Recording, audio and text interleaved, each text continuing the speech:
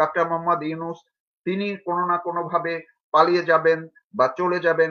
কেউ বলছেন প্রধানমন্ত্রী শেখ হাসিনা দেশে ফিরবেন, কেউ বলছেন বিএনপির ভাইস চেয়ারম্যান তারেক রহমান দেশে ফিরবেন, কেউ বলছেন বঙ্গভবন দখল হবে, কেউ বলছেন ক্যান্টনমেন্টে বড় কিছু একটা হতে পারে, সেনাবাহিনী প্রধান পাল্টে যেতে পারেন, অর্থাৎ নানান এসবের মধ্যে দিয়ে আপনি তো একদম খুবই সুচারুভাবে পর্যবেক্ষণ করছেন। কেন এই পরিস্থিতিটি হলো? কিসের আলামত? আপনি যদি দেখেন, আমি আমি আমার অবস্থানটা আপনাকে আমি পরিষ্কার করি। আমি বাংলাদেশ আওয়ামী লীগের অ্যাজ এ দল হিসেবে বাংলাদেশ আওয়ামী লীগের একটা আলাদা স্ট্র্যাটেজি থাকবে। আমি আমার ব্যক্তিগত কথা আপনাকে যেটা বলতে পারি সেটা হচ্ছে যে মানে এইটা দিয়ে আমি একটা বৃহত্তর জায়গাতে যেতে চাই আর কি। আমার নিজেকে উদাহরণ দিয়ে আওয়ামী লীগের জায়গাটাতে আমি আমার ব্যক্তিগত জায়গা থেকে আপনাকে স্পষ্টভাবে বলি, 5ই আগস্টের পর থেকে আমি এভরি মুহূর্ত আমার ঘুম, খাওয়া, ঘুমানো, গোসল করা থেকে শুরু করে আমার প্রত্যেকটা মুহূর্তে আমার ধ্যান জ্ঞান হচ্ছে ইউনূসকে উৎখাত করা। এটার জন্য পৃথিবীর যে কোনো অঞ্চল, যে কোনো গলি, যে কোনো ঘুপচিতে যাওয়া দরকার, আমি সেটা যাব। Simple as that. এই অবৈধ, এই রাজাকারের সম্রাট, এই মুক্তিযুদ্ধের বিরোধী শক্তি, একে উৎখাতের জন্য আমি আমার সর্বোচ্চ চেষ্টা করে যাচ্ছি, করব। কিন্তু বাংলাদেশ আওয়ামী লীগের সিদ্ধান্ত বা বাংলাদেশ আওয়ামী লীগের পজিশন কি সেটা আমার সেই দায়িত্ব আমি বর্তায় না। কিন্তু বাংলাদেশ আওয়ামী লীগের নেতাকর্মীদেরকে এমন ভাবে তারা গ্রেফতার, নির্যাতন, হত্যা এরকম একটা অবস্থাতে নিয়ে গেছে, স্বাভাবিকভাবে বাংলাদেশের যত মুক্তিকামী মানুষ, আমি অনুমান করি বাংলাদেশ আওয়ামী লীগের যত নেতাকর্মী যারা আছে তারাও এই সরকারকে উৎখাতের জন্য উদ্গ্রীব হয়ে আছে, এবং এটাই বাসনা স্বাভাবিকভাবে। কেননা বাংলাদেশের সাধারণ মানুষ একটা নির্বাচিত সরকারকে দেখতে চায় যারা সংবিধান মেনে চলবে, মুক্তিযুদ্ধের মাধ্যমে প্রাপ্ত সংবিধানকে মেনে চলবে। আপনাকে আমি এই ইন্ট্রোডাকশনটা এই কারণে দিলাম যাতে করে এখানে কোনো রাগ ঢাকের কোনো জায়গা না থাকে। মানসিকভাবে বলেন, কার্যকরীভাবে বলেন, এই অবৈধ ইউনূসকে সরানোর জন্য প্রত্যেকটা মুক্তিকামী মানুষ চায়। কে কোন অ্যাক্টিভিটিস করে বা না করে সেই সব জায়গাতে আমি যাবই না, বিকজ আমি আমার কথা শুধু জানি, অন্যদের কথার দায়িত্ব আমি নিতে পারি না। ফলে এখন দেখা যাচ্ছে যে শুধুমাত্র এই মুক্তিকামী মানুষ না, যারা নন পলিটিক্যালও ছিল কিংবা যারা মুক্তিযুদ্ধ, মুক্তবুদ্ধি বা এই এই এরিনার বাইরেও যারা ধরেন মুক্তিযুদ্ধ নিয়ে নানা ধরনের সমালোচনাও করতে আমি দেখেছি, সেই সব মানুষরাও আজকে বলছে এই ইউনূসকে চলে যেতে হবে। অর্থাৎ ভিন্ন পক্ষকে আমি এই কথা বলতে দেখেছি। এই ছাড়া আপনি প্রশাসন বলেন, সেনাবাহিনী বলেন, আইন শৃঙ্খলা বাহিনী বলেন, নন পলিটিক্যাল অর্গানাইজেশন যেগুলো আছে, প্রত্যেকটা জায়গার রিপ্রেজেন্টেটিভ বলেন বা মানুষজন যাদের সাথে কথাবার্তা হয়, তারা অফ দ্য রেকর্ডে একটা কথাই বলছে যে এদেরকে চলে যেতে হবে, তারা অতিষ্ঠ হয়ে আছে। বিভিন্ন এনজিও আপনারা দেখেছেন সাম্প্রতিক সময়ে দেবপ্রিয় ভট্টাচার্য যে আমাদেরকে প্রচন্ড সমালোচনা করে, সেও বলছে যে সরকারের যাওয়ার সময় চলে এসেছে। মানে এই ব্যাপারটা তো ক্লিয়ার। হ্যাঁ, so ultimately end of the ডেতে সরকার এই অবৈধ যারা এখানে চেপে বসে আছে সিন্দাবাদের ভূতের মতো এবং অসাংবিধানিক, অবৈধ, তারা তো এই ভাইভটা ফিল করতে পারে। এতক্ষণ আমি এই কথাগুলো আপনাকে এইভাবেই বললাম এটা বোঝানোর জন্য যে এরা যে সবার জন্য একটা বিরক্তিকর এবং সবার জন্য একটা ভয়ঙ্কর একটা উপাদান হিসেবে আবির্ভূত হয়েছে, এইটা এরাও ফিল করতে পারছে। ফলে একজন অত্যাচারী কি করে? অত্যাচারী সবসময় ভয়ে ভয়ে থাকে। একজন অত্যাচারী সবসময় সে একটা গার্ড নেওয়ার চেষ্টা করে, এই বুঝি তাকে টপল করতে এলো। কারণ সে জানে সে একটি নির্বাচিত সরকারকে অত্যন্ত অবৈধ উপায়ে ষড়যন্ত্রের মধ্য দিয়ে, মার্কিন ষড়যন্ত্রের মধ্য দিয়ে এবং বাংলাদেশে যারা এই রাজাকার আলবদর আছে তাদের সাহায্যের মাধ্যমে এবং টোকাই, যত রকমের টোকাই আছে, যত রকমের সন্ত্রাসী, জঙ্গি, এদের সবার সমন্বয়ে একটা দীর্ঘ দিনের পরিকল্পনাতে এই সরকারকে তারা এই অবস্থাতে সরাতে পেরেছে এবং তারা এখানে মানে এক ধরনের অবৈধভাবে রাষ্ট্রের উপর চেপে বসেছে। ফলে তারা আজকে আপনাকে বলবে যে আওয়ামী লীগ ষড়যন্ত্র করছে, কালকে বলবে বাম দল ষড়যন্ত্র করছে, কালকে বলবে অমুক ষড়যন্ত্র করছে, তাই না? এই ধরনের ষড়যন্ত্রের গল্প আপনাকে শোনাবে, শুনিয়ে তখন এক ধরনের প্রোটেকশন ব্যবস্থা নিবে, যেটা এটাই প্রমাণ করে যে সে অত্যন্ত আতঙ্কিত, যে কোনো সময় তাকে চলে যেতে হবে। অত্যাচারী চিরকালের ভীরু, আমরা এটা আমাদের পাঠ্যপুস্তকেই পড়েছি যে অত্যাচারী চিরকালের ভীরু। আপনি খেয়াল করে দেখেন যে গোপালগঞ্জে গণহত্যা চালিয়েছে, গাজীপুরে অপারেশন ডেভিল হান্ট নামে তারা লক্ষ লক্ষ লোককে গ্রেফতার করেছে। সারা বাংলাদেশে, এটা আমার কথা না, এটা এনসিপির একই বৈষম্য বিরোধী এক নেতার কথা বলেছে যে নিরীহ মানুষদেরকে গ্রেফতার করেছে প্রায় 54,000। গাজীপুরের মানুষের সংখ্যা কত যেখানে 54,000 মানুষকে গ্রেফতার করা থাকে কি? তারপরে আওয়ামী লীগের 5.5 লক্ষ থেকে 6 লক্ষ নেতা কর্মীকে গ্রেফতার করা হয়েছে, প্রায় 110 থেকে 20 জনের মতো এমপি সোফার এরকমই যাদেরকে গ্রেফতার করা হয়েছে, অ্যাটলিস্ট 100 জনের উপরে তো বটেই। তারপরে এটা ছাড়া সেকেন্ড ইন কমান্ডে গ্রেফতার করেছে, দেশ থেকে বাধ্য করেছে, জোর করে তারা দেশের বাইরে চলে যায়, নির্যাতন করেছে, খুন করেছে, মব লিঞ্চিং করেছে। এই দেশটা তো একটা জাহান্নামে পরিণত হয়েছে। ফলে সে তো জানে যে সুযোগ পাওয়া মতো তার ঘাড় মটকে দেওয়া হবে। সো ওই ঘাড় মটকানোর ভয়ে সে আপনার নানান ধরনের আপনার সিকিউরিটি মেজারমেন্ট নিবে, এটাই স্বাভাবিক। এই কারণেই সেগুলো বলছে। সে যে বলছে যে আওয়ামী লীগ আপনার সেনাবাহিনীর একজন অফিসারের কথা বলছে যে মেজর সাদেক অমুক তমুক, তাদের আন্ডারে নাকি আমরা ট্রেনিং নিয়েছি, এই করেছি সেই করেছি, এই পুরোটাই ভুয়া কথা। এগুলোর কোনো কিছু নাই। বাংলাদেশ আওয়ামী লীগ যদি এই সরকারকে উৎখাত করতে চায়, এইটা আমি দায়িত্ব নিয়ে বলতে পারি। আমি ব্যক্তি নিজুম মজুমদার যে পদ্ধতি বলেন সেই পদ্ধতি এদের পিছনে আমি করতে রাজি আছি। অবৈধ বৈধ কোনো কিছুই আমার এদের কাছে আমার সাইড থেকে খারাপ না, কারণ এদের সাথে আমি একটা যুদ্ধে লিপ্ত আছি ব্যক্তিগত মনে করি। কিন্তু বাংলাদেশ আওয়ামী লীগ একটি রাজনৈতিক দল, বাংলাদেশ আওয়ামী লীগ কোনো ষড়যন্ত্রের মধ্য দিয়ে না। এইটা আমি আপনাকে পরিষ্কারভাবে বলতে পারবো যে বাংলাদেশ আওয়ামী লীগ একটি নিয়মতান্ত্রিক রাজনীতি, এবং যে বৈধ তার যে প্রতিবাদ বা যেইটা মানুষের জন্য সহায়ক, অর্থাৎ কোনো মানুষকে কষ্ট দিয়ে যন্ত্রণা দিয়ে এইভাবে না, একদম ট্র্যাডিশনাল রাজনীতির মাধ্যমেই এই সরকারকে এখান থেকে যেতে দেখতে চায় এবং উৎখাত করতে চায়। বাংলাদেশ আওয়ামী লীগ অন্ততপক্ষে কোনো ষড়যন্ত্র বা এগুলোর সাথে লিপ্ত আছে বলে আমি অন্ততপক্ষে সেটা মনে করি না।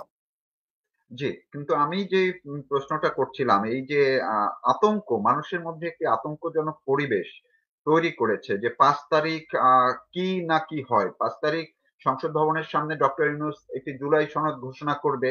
এখন এটির যারা এতদিন জুলাই সনদ ঘোষণার জন্য চাপ দিয়েছিল, সেই জামাত, সেই এনসিপি, ইসলামিক দলগুলো, তারাই এখন আবার এর বিরুদ্ধে কথা বলছে। এবং সেদিন কি হবে এটি নিয়েও কিন্তু মানুষের মধ্যে কোনো কিছু পরিষ্কারও করছে না এই অন্তর্বর্তীকালীন সরকার, কিন্তু মানুষের মধ্যে আতঙ্ক ছড়াতে তারা সক্ষম হয়েছে। সেটি কেন? দেখেন,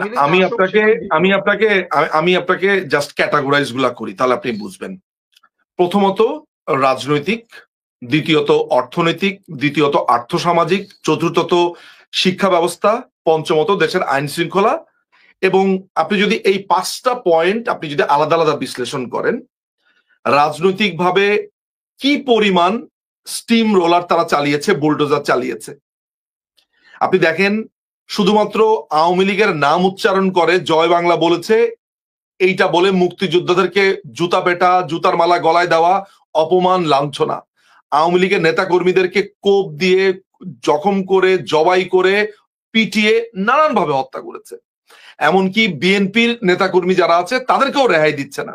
বিএনপিকেও অলরেডি শুরু করেছে। আওয়ামী লীগকে তো আমি বলবো যে জাস্ট হলোকাস্টের মতো এখানে ঘটনা ঘটেছে। এটা গেল রাজনৈতিক। অর্থনৈতিক অবস্থাতে আমরা রীতিমতো একটা ভিক্ষুক হওয়ার রাস্তাতে আছি। আপনার দেশের বৈদেশিক রিজার্ভ নেমে $20 বিলিয়ন নিচে এসেছে। অরিজিনাল হিসাবটা তো আমাদেরকে দেওয়াই হচ্ছে না। এই ছাড়া হচ্ছে যে আপনার গার্মেন্টস গুলো বন্ধ হয়ে যাচ্ছে। প্রায় 45 লক্ষ শ্রমিক তার চাকরি হারিয়েছে। অন্যান্য কমার্শিয়াল জায়গা থেকে 26 লক্ষ লোকজন কমার্শিয়াল স্পেস থেকে চাকরি হারিয়েছে। মানুষের ব্যবসা বন্ধ হয়ে যাচ্ছে, গার্মেন্টস গুলো বন্ধ করে দিচ্ছে, মানুষ দেশ ছাড়ছে ক্রমাগত। স্টুডেন্টরা দেশের বাইরে যাওয়ার জন্য পাসপোর্ট অফিসে যান, তাহলেই বুঝবেন দেশের অবস্থা। ফলে অর্থনৈতিকভাবে আমরা ক্রমাগতভাবে পঙ্গুত্ব বরণ করেছি। থার্ড, আপনি আইন শৃঙ্খলা বাহিনীতে আসেন। আইন শৃঙ্খলা বাহিনীর কোনো অর্ডার নেই। এখানে যারা পুলিশ অফিসাররা আছে তাদেরকে গণহত্যা চালানো হয়েছে, 3000-এর উপরে পুলিশকে হত্যা করা হয়েছে। এখনো হাজার হাজার পুলিশ অফিসাররা কার্যে যোগদান করেনি। ক্রমাগতভাবে তাদের নিজেদের মন মতো পুলিশকে রিক্রুট করা হচ্ছে। পুলিশ অফিসাররা যারা তাদের স্বজন হারিয়েছে, যারা তাদের কলিগ হারিয়েছে, সেখানে একটা অসন্তোষ বিরাজ করছে। সেনাবাহিনীকে এক ধরনের মনস্টারে পরিণত করা হয়েছে, যেটা আমরা গোপালগঞ্জে দেখেছি। আমরা দেখেছি যে বিভিন্ন আইন শৃঙ্খলা বাহিনীকে কিভাবে দানবের মতো তারা পরিণত করার চেষ্টা করছে। দেশের বিভিন্ন জায়গাতে হত্যা, ছিনতাই, খুন, রাজধানী, মানে যখন তখন যাকে আপনি আওয়ামী লীগ বলবেন, ফ্যাসিস্ট এই ধরনের শব্দ উচ্চারণ করে আপনি মেরে ফেলছে, জমি দখল করছে, বাড়ি দখল করছে, রাস্তাঘাট ভেঙে ফেলছে, যা ইচ্ছা তাই করছে। এরপরে আপনি আসেন হচ্ছে আর্থসামাজিক নানা ধরনের বিষয়াদিতে। দেখেন, মেয়েদেরকে বাধ্য করা হচ্ছে তাদের পোশাক কোনটা পরবে সেটা নির্ধারণ করাতে। পুরুষদেরকে পর্যন্ত প্রেসার দেওয়া হচ্ছে আপনার তাদের পোশাক নির্ধারণের ক্ষেত্রে। আপনার সামাজিকভাবে মানুষ অত্যন্ত নিরাপত্তাহীনতায় ভুগছে, ব্যাংক থেকে টাকা তুলতে পারছে না, মানুষজন তাদের দ্রব্যমূল্যের ঊর্ধ্বগতিতে মানুষজন দিশেহারার মতো অবস্থা। এরপরে আপনি যদি দেখেন শিক্ষা ব্যবস্থা, স্কুল কলেজ সমস্ত কিছু বন্ধ, ছোট ছোট বাচ্চারা কিছু হলেই রাস্তাতে নেমে পড়ে, আপনার শিক্ষকদেরকে সম্মান করছে না, ফলে পুরো চেইন অফ কমান্ড ভেঙে পড়ছে। আগে আমরা যে মুরব্বীদের প্রতি আমাদের যে শ্রদ্ধা ছিল, আমি এখন পর্যন্ত আমার শিক্ষক দেখলে পৃথিবীর যে কোনো প্রান্তে সাথে সাথে পা ধরে সালাম। আপনি এখনকার ছেলে মেয়েদেরকে দেখেন বেয়াদপের চূড়ান্ত, কথায় কথায় তারা ছাত্রদেরকে, শিক্ষকদেরকে মারছে, পদত্যাগে বাধ্য করছে, স্কুল বন্ধ করে দিচ্ছে, আজকে পরীক্ষা দিবে না, আজকে ম্যাট্রিক পরীক্ষা দিব না, আজকে বন্ধ, পরশুদিন ইন্টারমিডিয়েট পরীক্ষা দিব না। ফেল করেছে, এই ফেল করা স্টুডেন্ট পর্যন্ত বাধ্য করছে যে ফেল করা স্টুডেন্টদেরকে পাশ করিয়ে দিতে হবে। আপনি দেখেছেন তাদের মিছিল, এটা কি অতীতের কোন সরকারে আপনি দেখেছেন? ফলে এই যে আমি 5টা বড় গ্রাউন্ডে বললাম, পুরো বাংলাদেশটা সিম্পলি ভেঙে গেছে। বৈদেশিক মুদ্রার কথা আপনাকে বলেছি, বিদেশের সাথে সম্পর্কের কথা চিন্তা করেন। মালয়েশিয়া থেকে শ্রমিক পাঠিয়ে দিয়েছে, বাহরাইন থেকে শ্রমিক পাঠিয়ে দিয়েছে, ভারত থেকে ক্রমাগতভাবে পুশ ব্যাক করছে কারণ অবৈধ সংখ্যা বেড়ে গেছে, এছাড়া মধ্যপ্রাচ্য থেকে সব ফেরত আসছে। এত কিছুর পরে ওরা তো মানে এমন একটা অবস্থাতে পৌঁছেছে, এরপরে ইলেকশন কবে দিবে সেটা নিয়ে টালবাহানা করছে, আজকে না কাল, কালকে না পরশু, এরকম করছে। আর এদের অধীনে তো এরা আবার আওয়ামী লীগকে ব্যানও করেছে। এত কিছু মিলানোর পরে আপনি এতগুলো ক্রাইটেরিয়া যদি একটা লোকের বোর্ডে জমা হয়, তাহলে সেই লোকটা তো তার ক্ষমতা অর্থাৎ গদি, এই গদিটা সে কেন টিকিয়ে রাখতে চায়? এই গদির টিকে রাখতে চাই 2টা কারণে। একটা হচ্ছে তার অর্থনৈতিকভাবে সে বিকশিত হচ্ছে, অর্থাৎ নিজের পেটটা, নিজের পকেটটা পুড়ছে। আপনি দেখছেন যে একটা পিএ, এই আসিফ মাহমুদের বাবা সন্ত্রাসী কর্মকাণ্ড সম্পর্কে দেখেছেন, মাহফুজ তার অস্ট্রেলিয়াতে তার ভাইকে কিভাবে ঘুষ বাণিজ্য করেছে দেখেছেন, উমামা ফাতেমা সে সচিবালয়ে কিভাবে ঘুরে নিয়োগ বাণিজ্য করেছে দেখেছেন, এই তাবাসসুম নামে যে মেয়েটা আছে, যে বস্তির যে মেয়েটা, সে একসময় প্রস্টিটিউশনের সাথে যুক্ত ছিল, এই যে মেয়েটা প্রস্টিটিউশন অর্থাৎ বেশ্যাবৃত্তির সাথে যুক্ত ছিল, সেই মেয়েটা এসে এখন নেতা হয়েছে এবং সে এইখানে এসে আপনার ভর্তি বাণিজ্য, নিয়োগ বাণিজ্য করছে।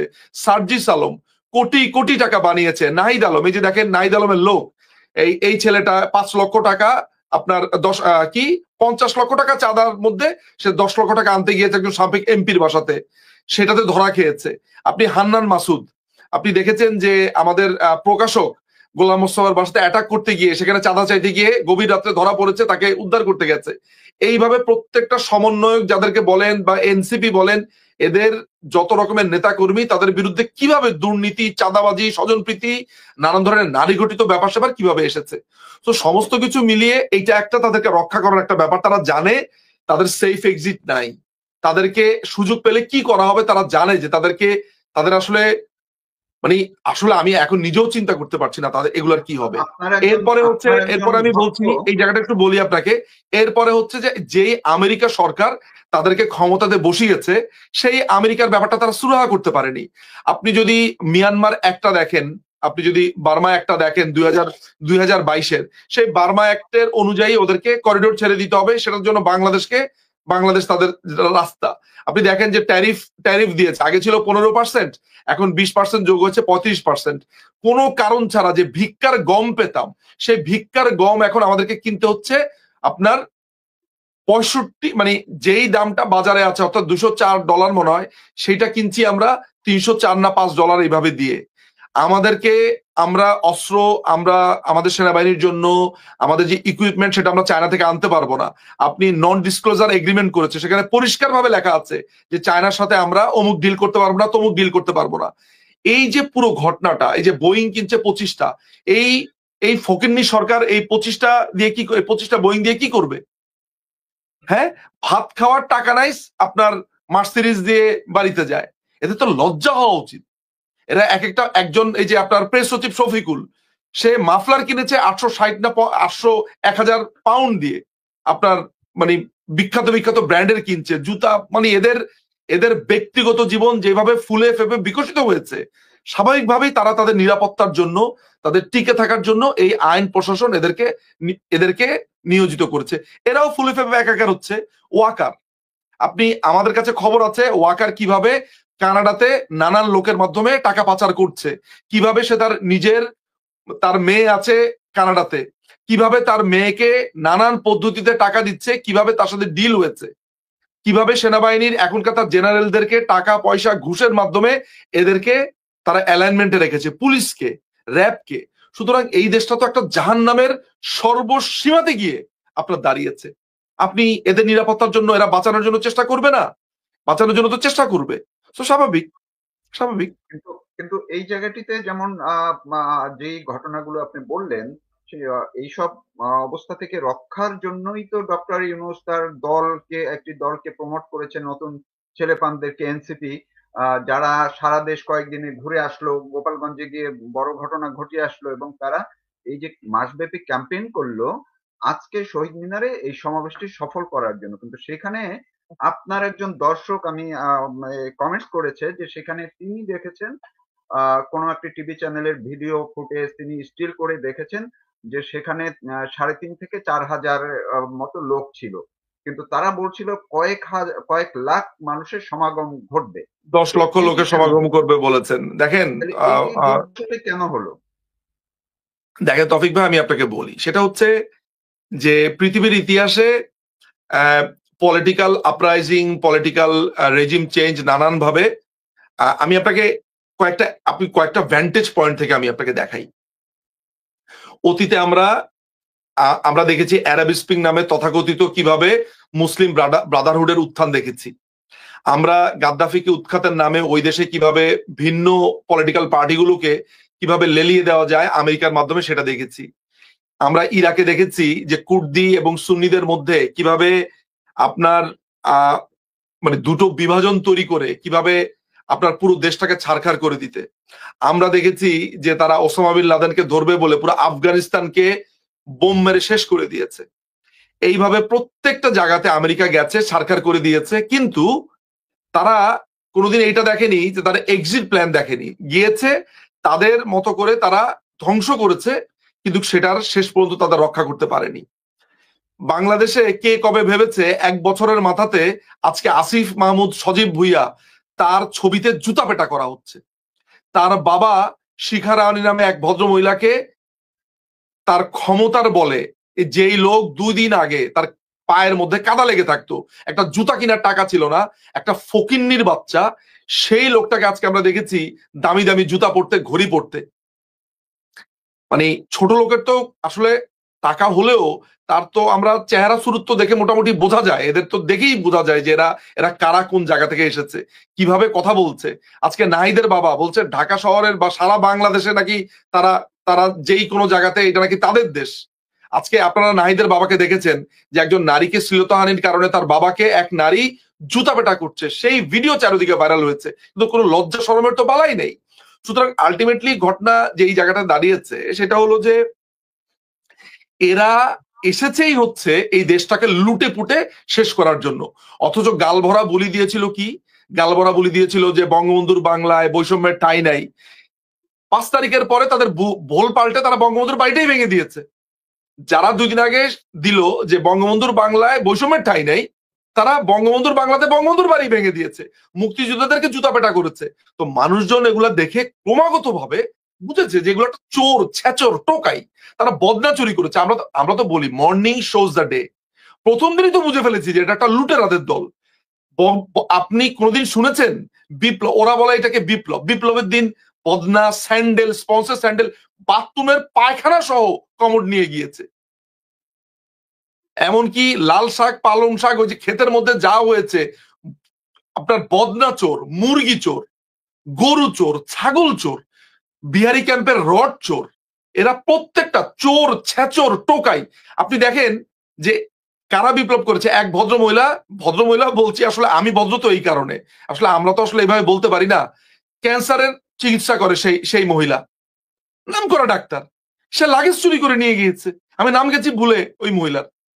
প্রধানমন্ত্রীর শাড়ি চুরি করেছে, প্রধানমন্ত্রীর আপনার ওইখানে যে মেকআপ বক্স থেকে শুরু করে জায়নামাজ চুরি করেছে, ঘড়ি চুরি করেছে, কলম চুরি করেছে, বই চুরি করেছে। তো এই চোরগুলো তো 5 তারিখেই দেখিয়ে দিয়েছে তারা একটা চোর। তো মানুষ তো গত 1 বছরে মানুষ প্রথমে ভেবেছে আচ্ছা ঠিক আছে মনে হয় তার একটা জোশের বসে করেছে, এরপরে তো মানুষ ক্রমাগত ভাবে দেখতে থাকলো তারা একে তাকে ফ্যাসিস্ট উপাধি দিয়ে ঘর বাড়ি দখল করছে, মারছে, খুন করছে। তো মানুষ এগুলা দেখার পরে আপনি দেখেন আজকে রাস্তার মধ্যে যে যে ছেলেগুলা আপনার ড্যান্ডি ওই পলিথিনের ব্যাগের মধ্যে দিয়ে ড্যান্ডি শোকে, সে ড্যান্ডি খোর, হ্যাঁ, হা করে এইভাবে বসে থাকে, এক একটা দেখলেই বোঝা যায় গাঞ্জা খোর, ইয়াবা খোর, সেগুলাকে তারা জড়ো করেছে। হ্যাঁ, তারপরে হচ্ছে যে সেখানে চোর ছেচরা তারপরে হায়ার করে নিয়ে এসেছে বিভিন্ন বস্তি থেকে, করাইল বস্তি থেকে এনেছে, ভাষান থেকে বস্তি থেকে এনেছে। এদের উপরে আমি আপনাকে একটা তথ্য দেই, একটা দীর্ঘদিন ধরে ইউনাইটেড কিংডম করাইল বস্তি এবং ভাষানটেক বস্তির উপরে কাজ করেছে, সেখানে তারা নানান ধরনের উন্নয়ন কার্যক্রম চালিয়েছে। আমরা তো বুঝতে পারিনি যে গত 6 বছর ধরে, এটা 2018 থেকে শুরু হয়েছিল, এই বস্তিগুলোর প্রতি তারা তারা বলে কি এই বস্তিতে পয় নিষ্কাশন ব্যবস্থা ভালো না, এই বস্তিতে থাকার সুচিকিৎসা সুব্যবস্থা চিকিৎসা, আমরা তো বুঝতে পারিনি যে এইসব সুচিকিৎসা সুব্যবস্থা থাকার ব্যবস্থার নামে মূলত তারা এই লোকগুলোকে এগুলোকে গ্র্যাস্প করছিল ইউকে। এই ইউকের সাথে যোগ দিয়েছে ইউনাইটেড কিংডম, যোগ দিয়েছে আমেরিকা। কারণ আমেরিকা প্রতিশোধ নিতে চেয়েছে যে প্রধানমন্ত্রী তাদেরকে 15টা ব্লক দিয়ে দেয় নাই কেন, প্রধানমন্ত্রী তাদেরকে মাতার বাড়ি, প্রধানমন্ত্রী তাদেরকে চিটাগং পোর্ট দিয়ে দেয় নাই কেন, প্রধানমন্ত্রী কেন আমেরিকান ফ্রিগেট এখানে আসতে দিচ্ছে না, প্রধানমন্ত্রী কেন এখানে আমেরিকার হেজিমনি ক্রিয়েট করতে দিচ্ছে না, প্রধানমন্ত্রী কেন তাদেরকে আপনার আমাদের যে ডিপ সিতে যেই টার্মিনাল গুলো আছে সেগুলো কেন দিচ্ছে না, প্রধানমন্ত্রী কেন চায়নার থেকে অস্ত্র কিনছে, প্রধানমন্ত্রী কেন চায়নার থেকে টাকা নিয়ে পদ্মা সেতু করছে। এই প্রত্যেকটা জিনিস এগুলোর সাথে জড়িত। ব্যবহার করেছে কাদেরকে? রাজাকার আলবদর এই জামাত ইসলামকে। ব্যবহার করেছে কাদেরকে? আপনার এই যত রকমের এন্টি ইন্ডিয়ান ফোর্স আছে তাদেরকে। তো স্বাভাবিকভাবে এই জায়গাতে ডেফিনেটলি আমরা ব্যাকফুটে ছিলাম। সেখানে আমরা ইচ্ছা করলে এখানে থাকতে পারতাম, কিন্তু আমাদেরকে রক্তের হোলি খেলতে হতো। মাননীয় প্রধানমন্ত্রী সেই রক্তের হোলি খেলেন নাই, মানুষের কথা চিন্তা করেছেন, জনগণের কথা চিন্তা করেছেন, সেই কারণেই আজকে আপনি এটা দেখছেন। বাট ওদেরকে যে ঘিরে ফেলেছে মানুষজন, সেটা কি লক্ষ্য করেছেন? আজকে রাস্তার মধ্যে সমন্বয়কদেরকে জুতা পেটা করা হচ্ছে, যেখানে সেখানে তাদেরকে দেখলেই দৌড়ানো দেওয়া হচ্ছে, পিটাচ্ছে, এপিসি করে তারা পালিয়েছে। আপনি চিন্তা করতে পারেন যে সেনাবাহিনীর এপিসিতে করে না পালালে এই গোপালগঞ্জে তাদেরকে লাশ টুকরো টুকরো করে ফেলতো সাধারণ মানুষ। হ্যাঁ, তো আমরা তো দেখেছি, আমরা দেখেছি হাসনাত কিভাবে পেশাব করে দিয়েছে প্যান্টের মধ্যে, তার পুরো প্যান্ট কিভাবে ভিজা ছিল আমরা দেখেছি। আমরা দেখতে পেয়েছি তোর পুরো তার প্যান্ট ভেজা, ভয় পেশাব করে দিয়েছে। আমরা দেখেছি যে সার্জিস কিভাবে দৌড়ে দ্রুত পালাচ্ছে, তো এগুলো তো আমরা দেখেছি। তো প্যান্টে পেশাব করার এই 1 বছরের মাথাতে যারা প্যান্টে পেশাব করে তারা আর 6 মাসের মধ্যে কি হবে, ইনফ্যাক্ট 6 মাস আছে কিনা সেটা নিয়েও আমার যথেষ্ট সন্দেহ আছে। বললাম আর কি কথার কথা, কিন্তু দেখেন না এদের কি হয়। আমি তো বললাম আপনাদেরকে এদের পরিণতি দেখবেন। শুটকি যেভাবে ঝোলায় ওই কক্সবাজারে, শোনেন, কক্সবাজারে যেভাবে মাছকে ঝুলিয়ে রাখে, এদেরকে লটকা রাখবে জনগণ। আমরা জনতা, সাধারণ জনতা এদেরকে লটকা রাখবে ওই পোলের মধ্যে, দেখেন। জি, আমি একটু শেষ দিকে আসছি, কিন্তু ছোট্ট একটা দুইটা প্রশ্ন করব। সেটি হচ্ছে, এই যে আপনি ঝুলানোর কথা বললেন, লটকানোর কথা বললেন, পুলিশ 5ই আগস্ট পুলিশ তারা ভিতরে ভিতরে ইয়ে হচ্ছে, জোটবদ্ধ হচ্ছে যে তারা 5ই আগস্ট পুলিশ হত্যা দিবস পালন করবে, এবং একটি লিফলেট এবং সরকারি একটি প্রজ্ঞাপনের মতো আমরা দেখেছি, যদিও এটি আসল না নকল সেটি নিয়ে প্রশ্ন আছে, কিন্তু সেখানে যে প্রশ্নগুলো তারা তুলেছে, তারা কোনো অবস্থাতেই এই পুলিশ হত্যার বিচার না করে থাকবে না, এবং তারা বিচার দাবি করেছে। কোনো অবস্থাতেই জুলাই সনদ হতে দেবে না যদি পুলিশ হত্যার বিচারের ব্যাপারে সরকার 5ই আগস্ট কোনো ঘোষণা না দেয়। এবং তারা চেয়েছে, তারা বলেছে যে যদি যারা পুলিশকে ঝুলিয়ে হত্যা করেছে, পুলিশকে পুড়িয়ে হত্যা করেছে, এই হত্যাকারীদের উপরে যে ইন্ডেমনিটি দেওয়া হয়েছে সেটি প্রত্যাহারের তারা দাবি জানিয়েছে, তাদের বিচার করতে হবে। এখন আপনি কি মনে করছেন যে এই পুলিশরা 5ই আগস্ট যদি তাদের প্রত্যাশা পূরণ না হয় তাহলে কি তারা কি করতে পারে? আমি পুলিশের তরফ থেকে একটা বড় ধরনের রিভোল্টের আশঙ্কা করি। এটা আমি আশঙ্কা করি, ডাটা আমার কাছে যা তথ্য আছে, ডাটা আছে। দেখেন, আপনি হাজার মেজারমেন্ট নিয়ে পুলিশকে আপনি ঠেকাতে পারবেন না। দেখেন, যেই পুলিশটা বিএনপি পন্থী বা এখানে তো পলিটিসাইজেশন আছে, আমরা এগুলো অস্বীকার করি না। বিএনপি পন্থী, আওয়ামী পন্থী, বিভিন্ন পন্থী, আমি স্বীকার করে নেই যে মুক্তিযুদ্ধের সপক্ষের আছে। দলমত নির্বিশেষে পুলিশের কিন্তু একটা ব্রাদারহুডও আছে। যেই পুলিশ অফিসার আপনার ভিন্ন পলিটিক্যাল মতামত অবলম্বন করে, কাজের জায়গায় কিন্তু তারা একসাথে কাজ করেছে, চোখের সামনে দেখেছে তার আরেক কলিগকে কেটে কেটে টুকরো করেছে, তার ডিগনিটিতে আঘাত করেছে। পুলিশকে আপনি যেভাবে মেরেছেন, জবাই করেছেন, পিটিয়েছেন, ঝুলিয়েছেন, ভাই মানুষের পরেও তার উপরে কিন্তু সে একটা সংস্থা, তার একটা নাম আছে, বাংলাদেশ পুলিশ। এখানে রহিম, করিম, আব্দুল, জফার, রফিক, বরকত এগুলা আপনার ভুলে যান, সে বাংলাদেশ পুলিশের সদস্য, তাই না? বাসাতে গেলে সে অমুকের চাচা, মামা, খালু হতে পারে, কিন্তু কাজের জায়গাতে সে বাংলাদেশ পুলিশ, সে বাংলাদেশের নিরাপত্তাকে দেখে। বাংলাদেশের পুলিশের উপরে যে নির্মম গণহত্যা হয়েছে, এরা তো ওইটা ভুলে যাবে না। এবং 5ই অগাস্ট তো আসলে বাংলাদেশের পুলিশ হত্যা দিবসই, সেখানে কি নির্মম ভাবে পুলিশদেরকে পোড়ানো হয়েছে, মারা হয়েছে। এরপরে এই পুলিশ অফিসারদেরকে হাজার হাজার পুলিশ অফিসাররা আজকে দেশ ছাড়া, আত্মগোপনে আছে। এক জেলার পুলিশ অফিসার আরেক জায়গাতে বাসায় ফিরতে পারে না, দেশ ছাড়ার জন্য নানান ভাবে অপেক্ষা করছে। আপনার কি মনে হয় তাদের কলিগ, আত্মীয় স্বজন, বন্ধু বান্ধব এটা ভুলে যাবে? অস্ত্র তো তাদের হাতেও ছিল। শোনেন, যেইটা তারা করেছে সেটাই তাদের উপর ফেরত আসবে। আমাদের মাননীয় মন্ত্রী আব্দুর রহমান ভাই একটা চমৎকার কথা বলেছে, যেই ওঝা, যেই সাপে বিষ ছোবল মেরেছে, ওই ওই সাপের ওঝাই আবার ফেরত আসবে, দেখবেন। জি, এই বুঝতে পারছেন? জায়গাটিতে আমি বিষ নামাবে। একদম শেষবারের মতো আর এক ধরনের একটা আশঙ্কা আছে। কোন বিশ্লেষক কোন মিডিয়াতে, সামাজিক যোগাযোগ মাধ্যমে বা ইউটিউবে বলছেন যে 5ই আগস্ট কিংবা 8ই আগস্ট বা এই কাছাকাছি সময়ে দেশে বড় কোনো ধরনের আত্মঘাতী কোনো ঘটনা ঘটতে পারে। এমনকি এনসিপি যেহেতু এখন কোণঠাসা বা এই সরকারে, তারাও কেউ যেকোনো রাজনৈতিক পরিবেশে কিংবা যেকোনো রাজনৈতিক কর্মসূচিতে, এমনকি 5ই আগস্ট যে অনুষ্ঠানের কথা বলা হচ্ছে সেখানেও আত্মঘাতী কোনো ঘটনা ঘটতে পারে এবং ঘটিয়ে তারা আওয়ামী লীগের উপর দায় চাপাতে পারে। আপনার কি এই আশঙ্কা হয় বা এরকম আসলে কিছু অপ্রত্যাশিত কিছু আশঙ্কা আমি আপনি করছেন? আপনাকে আমি আপনাকে 5ই অগাস্টে কি হবে না হবে সেই প্রেডিকশন আমি অন্য অনেকের মতো আমি দিব না।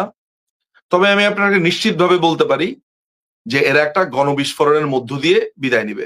সেই গণবিস্ফোরণ হচ্ছে মানুষের গণবিস্ফোরণ, মানুষের প্রতিবাদ এবং একটা ভয়ঙ্কর বিপ্লবের মাধ্যমে, কোটি কোটি জনতার বিপ্লবের মাধ্যমে এদেরকে এদেরকে এখান থেকে বিদায় নিতে হবে। আমি সেটা ঠিক নৃশংস কোন পর্যায়ে যাবে আমি সেটা আপনাকে বলবো না, কিন্তু সাধারণ জনতার একটা গণবিস্ফোরণে এরা বিদায় নেবে। একেবারে কাগজে কলমে লিখে রাখবেন, সিগনেচার করে দিব আপনাকে আমি। লেখেন, এই আজকের ভিডিও রেকর্ডেড, বলে রাখছি আপনাকে, বাট আমি কোনো জি, সময় দিন আমি আপনাকে বলবো না। জি, অনেক ধন্যবাদ আপনাকে। দর্শক যারা এতক্ষণ আমাদের সঙ্গে ছিলেন কিংবা পরে দেখবেন, আপনারা কথা শুনছিলেন ব্যারিস্টার নিজুম মজুমদার। তিনি বাংলাদেশে বর্তমান যে গত কয়েকদিনের যে পরিস্থিতি, যে আলামত, সেটি নিয়ে বিশ্লেষণ করার প্রাসঙ্গিক তিনি আরো অনেক বিষয় তুলে এনেছেন এবং নিজের পর্যবেক্ষণগুলো তুলে ধরেছেন। আশা করি আমরা বাংলাদেশকে একটি শান্তিপূর্ণ মুক্তিযুদ্ধের পক্ষের বাংলাদেশ এবং স্বাধীনতার পক্ষের বাংলাদেশ হিসেবেই পাবো। এই প্রত্যাশা নিয়ে এখনকার মতো আমাদের আয়োজন শেষ করছি। ব্যারিস্টার নিজুম মজুমদার, আমি আপনাকে কৃতজ্ঞতা জানাচ্ছি, ধন্যবাদ জানাচ্ছি আমাকে সময় দেওয়ার জন্য। হয়তো আপনাকে অন্য কোনো আপনাকে সময় অসংখ্য আবার। ধন্যবাদ এখানে আমন্ত্রণ করবার জন্য। জয় বাংলা, জয় বঙ্গবন্ধু, বাংলাদেশ চিরজীবী হোক। জি।